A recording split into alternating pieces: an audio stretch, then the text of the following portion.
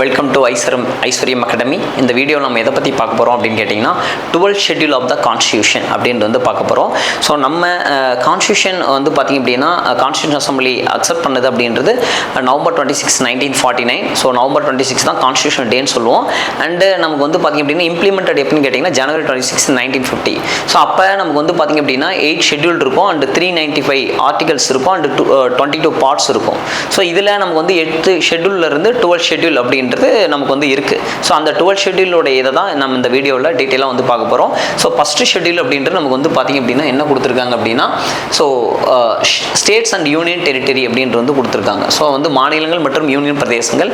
So இந்தியாவில் நமக்கு வந்து பார்த்திங்க அப்படின்னா 28 மாநிலங்கள் மற்றும் 8 யூனியன் பிரதேசங்கள் இருக்குது. ஸோ இதை தான் நம்ம டீட்டெயிலாக பார்ட் 1ல் ஃபுல்லாக நம்ம பார்க்க போகிறோம். ஆர்டிகல் 1லேருந்து எக்ஸாக்டாக 4 வரைக்கும் டீட்டெயிலாக நம்ம பின்னாடி பார்க்கலாம் 1 by 1 வீடியோவில். ஸோ அப்போ நமக்கு வந்து 28 ஸ்டேட்டு 29வது ஒரு ஸ்டேட் வந்து பார்த்தீங்கன்னா 2014 நமக்கு வந்து உருவாக்கப்பட்டது. ஸோ வந்து பார்த்திங்க அப்படின்னா 2014 உருவாக்குனாங்க. சரிங்களா? ஸோ இந்த 2014 உருவாக்கப்பட்டது தான் ஆந்திர பிரதேசிலேருந்து எது உருவாக்குனாங்க அப்படின்னு கேட்டிங்க அப்படின்னா ஸோ தெலுங்கானான்னு ஒரு ஸ்டேட் உருவாக்குனாங்க. ஸோ மறுபடியும் 2019 நமக்கு வந்து பார்த்திங்கன்னா ஜம்மு காஷ்மீர் அப்படின்றது யூனியன் டெரிட்டரி ஆயிடுச்சு. ஸோ அப்போ இந்தியாவில் தற்போது 28 ஸ்டேட்டு 8 யூனியன் பிரதேசங்கள் இருக்குது. இந்த 8 யூனியன் பிரதேசங்கள் அப்படின்றது என்னென்னு கேட்டிங்க அப்படின்னா ஸோ டெல்லி, பாண்டிச்சேரி அண்டு நமக்கு வந்து பார்த்திங்க அப்படின்னா ஜம்மு காஷ்மீர் தான் பார்த்தாச்சு. ஸோ அடுத்து லடாக், இது 4ஆச்சுச்சா. டாமன் டையூ அண்டு தாத்ரா நாகர் ஹவேலி, ஸோ அந்தமான் நிக்கோபார் தீவு, லட்சத்தீவு அண்ட் சண்டிகர். ஸோ இந்த 8 தான் யூனியன் பிரதேசமாக இருக்குது. சரிங்களா? இதுதான் வந்து நமக்கு வந்து ஷெட்யூல் 1. ஷெட்யூல் 2 அப்படின்றது நமக்கு என்ன சொல்கிறாங்க அப்படின்னு கேட்டிங்க அப்படின்னா ஸோ எமால்மெண்ட்ஸ் அண்ட் அலோன்ஸ் வந்து சொல்கிறாங்க. அதாவது வந்து பார்த்திங்கன்னா சம்பளம் மற்றும் படிகள் இது யாராக இருக்குது அப்படின்னு வந்து பார்த்திங்க அப்படின்னா பொதுவாகவே நமக்கு வந்து பிரசிடென்ட்டு, வைஸ் பிரசிடென்ட்டு, அதுக்கப்புறம் வந்து பார்த்திங்கன்னா லோக்சபாவோட ஸ்பீக்கர் அண்டு நமக்கு வந்து பார்த்திங்கன்னா ராஜ்யசபாவுடைய chairman, so and vice chairman. So அதே போல் நமக்கு வந்து பார்த்திங்க அப்படின்னா supreme court judges, high court judges, so அதே போல் ஸ்டேட் கவர்மெண்ட்டில் கவுன்சில் ஆஃப் த மினிஸ்டர்ஸ், அதே போல் வந்து கவர்னர். ஸோ இதை எல்லாமே வந்து பார்க்குறது தான். ஸோ அதான் ஆர்டிகல்ஸில் நமக்கு வந்து கொடுத்துருக்காங்க 59, 65, 75. ஸோ அந்த 59ன்றது பிரசிடென்ட்டு, 65ன்றது வைஸ் பிரசிடென்ட்டு, இது council of the ministers. So 125 அப்படின்றது நமக்கு வந்து பார்த்திங்க அப்படின்னா சுப்ரீம் கோர்ட்டுடைய ஜட்ஜஸ். ஸோ 148ன்றது நமக்கு வந்து பார்த்திங்கன்னா சிஏஜி இல்லையா. ஸோ 148லேருந்து அப் டு 151 வரைக்கும். 158ன்றது கவர்னர். இதெல்லாமே நம்ம வந்து படிக்கிறப்பையும் நமக்கு வந்து தெரியும். 164 ஸ்டேட் ஆஃப் த மினிஸ்டர்ஸ் வரும். ஸோ அதே போல் 221 ஹைகோர்ட்டுடைய ஜட்ஜஸ் வரும். ஸோ இதுதான் ஷெட்யூல் 2. ஷெட்யூல் 3 அப்படின்றது நமக்கு வந்து forms of oaths or affirmation, பதவியேற்பு. ஸோ இதை பற்றி இப்போ நம்ம முன்னாடி யாரை பார்த்தோமோ அவங்கெல்லாம் பதவியேற்கிற பற்றி சொல்கிறதாங்க ஷெட்யூல் 3. ஸோ அதுக்கு அதே போல் ஆர்டிகல்ஸ் நமக்கு வந்து கொடுத்துருக்கோம். ஸோ ஷெட்யூல் 4 அப்படின்றது நமக்கு வந்து பார்த்திங்க அப்படின்னா allocate of the seats of Rajya Sabha அல்லது reservation of the Rajya Sabha. Schedule 4 அதுதான் சொல்லுது. இப்போ தமிழ்நாட்டில் நமக்கு வந்து ராஜ்யசபாவுக்கு எத்தனை சீட் அப்படின்னா 18 சீட்டு. சரிங்களா? தமிழ்நாட்டுக்கு எத்தனை சீட் அப்படின்னு கேட்டிங்க அப்படின்னா 18 சீட் வரும். ஸோ இதை பற்றி சொல்லக்கூடிய ஆர்டிகல்ஸ் தான் ஆர்டிகல் 4 அண்டு நமக்கு வந்து 80 அப்படின்றது வந்து கொடுத்துருக்காங்க. சரிங்களா? ஸோ அப்போ ராஜ்யசபாவுடைய உறுப்பினரை பற்றி சொல்கிறது தான் ஆர்டிகல் 80. ஸோ இப்போ நமக்கு வந்து டிபெண்ட் அப்பான் த பாப்புலேஷன் தான். ஸோ அப்போ இந்தியாவிலேயே லார்ஜஸ்ட்டாக ராஜ்யசபா சீட் எங்கே இருக்குன்னா யூபியில் தான். சரிங்களா? Okay, right. ஸோ அடுத்து நமக்கு வந்து பார்த்திங்க அப்படின்னா ஷெட்யூல் 5. ஸோ இது வந்து யாருக்கு அப்படின்னு கேட்டிங்க அப்படின்னா administration and control of the schedule caste and schedule tribes. கட்டுப்பாடுகள் மற்றும் நிர்வாகம் எங்கன்னு கேட்டிங்கன்னா தாழ்த்தப்பட்டோர் மற்றும் பழங்குடியினர்கள் பற்றி சொல்கிறது தான் இந்த ஷெட்யூல் அட்டவணை 5. அட்டவணை 6ன்றது நமக்கு வந்து control of the schedule tribes for the north east states.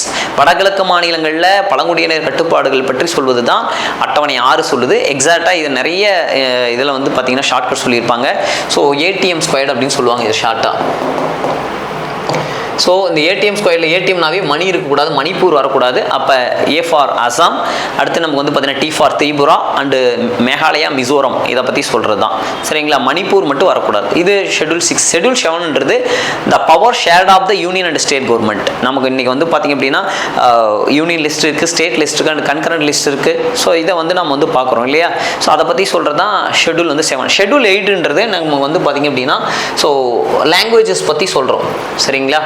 So நமக்கு வந்து பார்த்திங்க அப்படின்னா அப்போ இங்கே பார்த்தீங்கன்னா தெரியும் recognise languages for the constitution. So நமக்கு வந்து பார்த்திங்க அப்படின்னா இப்போ அங்கீகரிக்கப்பட்ட மொழிகள் எத்தனை இருக்குது அப்படின்னு பார்த்தீங்கன்னா மொத்தம் 22 மொழிகள் இருக்கிறது. இதில் நமக்கு வந்து பார்த்திங்க அப்படின்னா 14 மொழிகள்லேருந்து 15ஆவதாக ஒவ்வொரு அமெண்ட்மெண்ட்டில் ஆட் பண்ணியிருப்பாங்க. ஸோ 15th லாங்குவேஜாக நமக்கு வந்து பார்த்திங்க அப்படின்னா எதை ஆட் பண்ணியிருப்பாங்க அப்படின்னு கேட்டிங்க அப்படின்னா 15வது மொழியாக நமக்கு வந்து சிந்தி அப்படின்றது வந்து சேர்த்துருப்பாங்க. ஸோ ஜம்மு காஷ்மீர் மற்றும் நார்த் ஈஸ்ட் இந்தியாவில் பேசக்கூடிய ஒரு லாங்குவேஜாக எது இருக்குது அப்படின்னா சிந்தி. 1967 21ஆம் சட்ட திருத்தம். சரிங்களா? ஸோ அடுத்து நமக்கு வந்து பார்த்தீங்கன்னா 1992 71ஆம் சட்ட திருத்தத்தில் நம்ம வந்து 3 மொழிகள் சேர்த்துறாங்க. 15 + 3 18.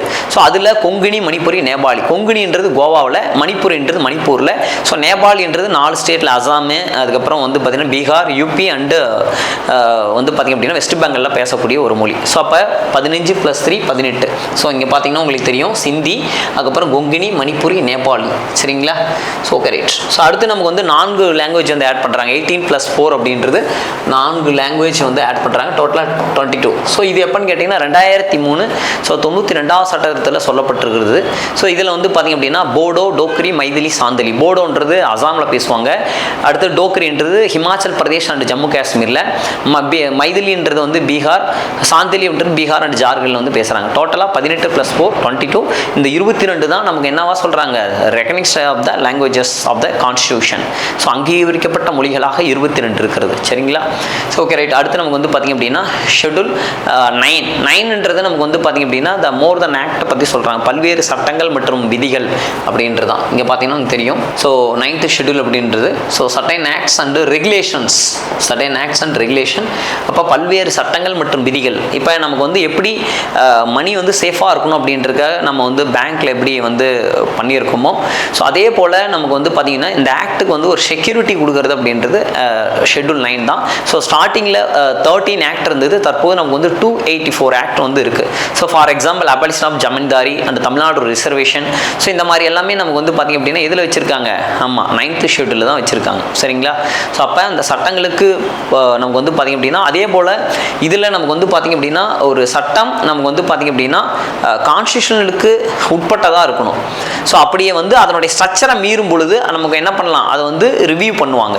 ஸோ இதுதான் வந்து ஜுடிஷியல் ரிவ்யூ USA நாட்டிலேருந்து எடுக்கப்பட்டது. ஸோ சுப்ரீம் கோர்ட்டு அதை வந்து பண்ணுவாங்க. சரிங்களா? ஸோ ஃபண்டமெண்டல் நமக்கு வந்து பார்த்திங்கன்னா ஃபண்டமெண்டல் ஸ்ட்ரக்சர் வந்து மாறாமல் இருக்கணும். ஸோ அதுதான் நமக்கு வந்து கொடுத்துருக்காங்க. ஸோ அடுத்து 10th ஷெட்யூல் நமக்கு வந்து பார்த்திங்கன்னா ஆன்டி டிஃபெக்ஷன் லா 1985 52ஆம் சட்ட திருத்தம் அதுதான் சொல்லுது. சரிங்களா? ஸோ நம்ம வந்து பார்த்திங்கன்னா தெரியும் 1985 52ஆம் சட்ட திருத்தம். ஸோ அப்போ நமக்கு வந்து பார்த்திங்க அப்படின்னா கட்சித்தாவல் தடை சட்டத்தை பற்றி சொல்லக்கூடியது. கட்சித்தாவல் தடை சட்டம்னா என்ன அப்படின்னா வந்து பார்த்திங்க அப்படின்னா இப்போ நமக்கு வந்து பார்த்திங்க அப்படின்னா ஒரு MLA ஆர் MP இருக்காரு. ஸோ இதை பற்றி சொல்லக்கூடிய ஆர்டிகல் நமக்கு வந்து பார்த்திங்க அப்படின்னா யூனியன் கவர்மெண்ட்டில் 102, ஸ்டேட் கவர்மெண்ட் தான் 191. கிளியர்? ஸோ அதை யார் பண்ணுவாங்க அப்படின்னு கேட்டிங்கன்னா ஸ்பீக்கர் தான் வந்து பண்ணுவார்.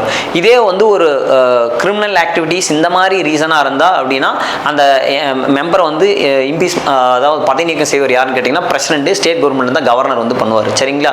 சரி ரைட். அப்போ ஆர்டிகல் பார்த்தோம். இது வந்து என்ன பண்ணுவார்னா இப்போ ஒரு MP இருக்காரு, இல்லை ஒரு MLA இருக்காரு.